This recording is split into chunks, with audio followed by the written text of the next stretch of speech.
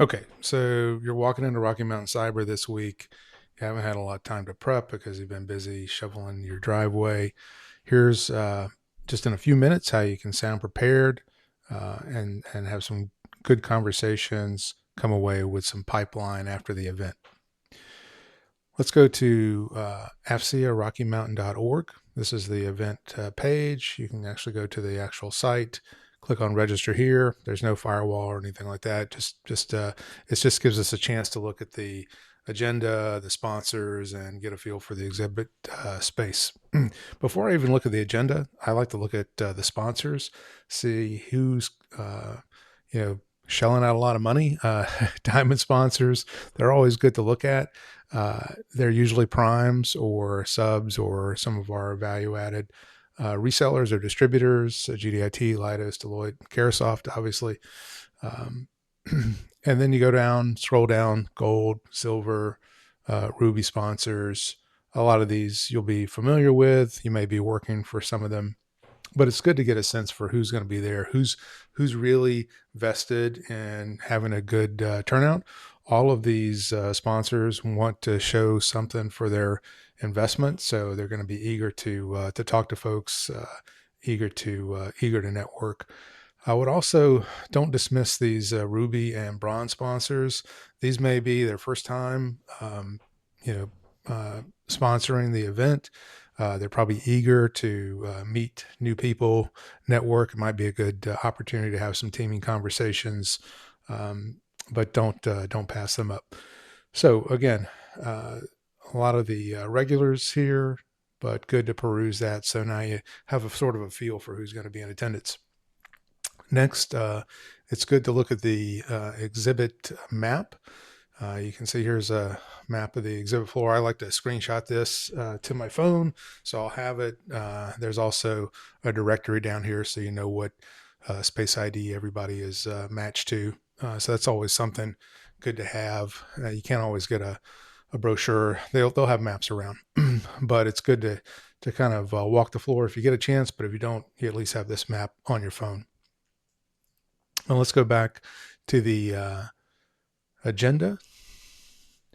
Monday, pretty much travel day. There's a lot of sponsor events happening, but the main thing that you want to be sure not to miss is the opening reception at 5 p.m., sponsored by GDIT.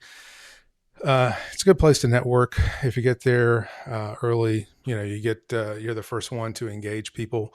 You can have maybe a buddy that for the rest of the conference or the expo. So good to get in there if you have a chance, and if you can make that opening reception. Next day, you've got the kickoff, and you've got the exhibit hall opening up. Speakers, from the FCA Rocky Mountain chapter. Then you've got a fireside chat by Dr. Jones Heath, who's the principal cyber advisor for Department of Air Force. If you can get in there and see that, I think it's worth your while. She'll probably set the tone, for the event, and that's some talking points you can take into those booth conversations afterwards. You can scroll down through here, just get a good look at events you might want to break out of your booth and attend. And then there's a hosted happy hour that starts at 4:30. There's probably going to be a lot of happy hours going on, but walk around the booth, walk around the floor, and you'll probably get several invites for different happy hours. But the one that's in the agenda will probably get the most attendance, so those are good to look at. Day 3 seems like the meat of the conference. There are some great speakers. Lieutenant General Lawrence, former CENTCOM J6, definitely would be good to attend. Her keynote and see what she's talking about. She's also the president and CEO of FCA International, so she'll probably tell you about not only this event but future events that you might be interested in attending. Then you've got some great speakers from the A6, cyberspace operations, warfighting communications, A6, U.S. Pacific Air Forces. Probably a good one because Indo-PACOM is heating up.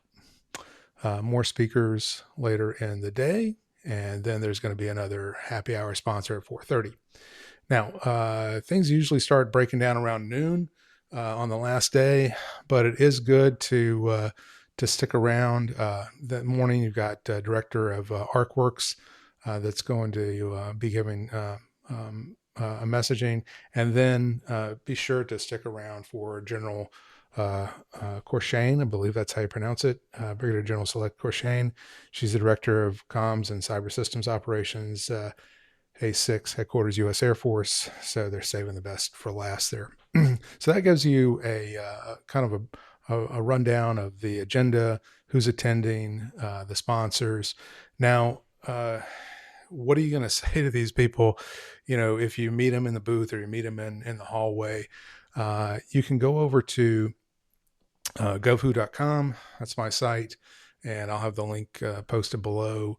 Since this is mainly, a cyber event, you can just type in cyber in the search bar, and this is going to return all of the awards for the past year in USA spending. These are unclassified contracts. It's going to return a maximum of 100 contracts for the keyword cyber. So any award that has this keyword cyber in the award or in the award description, it's going to come back and produce that here on the site. We're going to drill into Department of Air Force, because that's the main sponsor of the event, the main agency that's sponsoring it.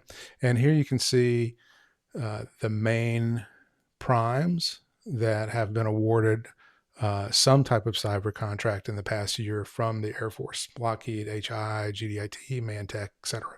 So those are all good, and they'll be at the event. If you get a chance to see them, it might be helpful to go down here and click on Conversation Starters. What this does is it takes the award, the awardee, a little bit about the contract, and gives you some icebreakers. Have you ever worked with Lockheed Martin folks? If you're talking to the agency, if you're talking to somebody from the Air Force, sounds like Defense has some cyber work coming up for bid. So these are just icebreakers that you can have in your hip pocket. You can copy them or download them to your phone. If you're going to talk to a vendor, you can talk to Lockheed or HI, GDIT. It's going to reference the awards that they've won. So you're not going in cold. You have a little bit of prep. And I would recommend reading through these before you try them, but they'll give you a little bit of parking lot prep that you didn't have before. And you can also filter for both and just copy them. More interesting is if you do have more time and you have access to LinkedIn, these are dynamic links. And if you click on people, it will take you to the LinkedIn page for employees at Lockheed Martin, HI, General Dynamics, etc. So you can see if any of those people are attending Rocky Mountain Cyber, maybe put a face to a name. So it'll help you with that booth conversation. Most of the skills, obviously, for these awards around cybersecurity, but there's some cloud and data analytics. So have that in your hip pocket too. Here's the place of performance for most of these awards: South Carolina, Virginia, Maryland. No surprises there. Now, this is interesting. We have, in addition to the primes that you saw in the last chart, these are the primes that have awarded subcontracts. So they're sharing some of their work with these other companies. And you can, just like in the other chart, you can scroll down and you'll have an opportunity to look at teaming starters. So these are questions if you're wanting to team with a larger prime, or maybe you're a prime looking to team with a sub, or both. These are icebreaker conversations you can, again, download to your phone. And they do reference the actual contract and the prime or the sub in the conversation starters. So this is all free. It's available to you, and it's a good way to, get ready if you're, been digging out all week from the snow. You don't have a lot of time. Maybe you made it to the event late, but it's something good to have. Below the the Sankey charts, there are actual awards that, as you drill in to the details, it will reference that award, and it will filter those awards, and then you can click open award, and it'll take you straight to the usaspending.gov site, and you can see the actual award, and you can also see the sub awards. So here it's interesting that Lockheed is a recipient. They have over 477 subaward transactions, and you can see all of the subs there. Maybe you have something in common with some of those subs. Maybe you can replace some of those subs, but it's good data to look at. If you do have more time, you can visit the Ask Artie site, and you just type in event, and this site will give you some AI prompts for prepping for industry events. So all you have to do is, maybe you want to create personalized talking points. You just copy these, take it back into ChatGPT, and we'll just put in meeting with Leidos at Rocky Mountain Cyber, include references, and hit go, and let's see what it does. So ChatGPT 5.2 does a lot more web-based research now. So it will go out and pull efforts that they know Leidos is working on. You also got to check, maybe this is hallucinating sometimes. So, make sure you verify the sources, but it does give you some expanded talking points that might be helpful if you have more time to prep. So that's it for this episode, and hope it helps. And I'm going to do the same thing for FCA West. If you've got any good feedback from FCA Rocky Mountain Symposium, let me know. I'd be glad to figure out how we can make these videos better, more helpful if you're visiting.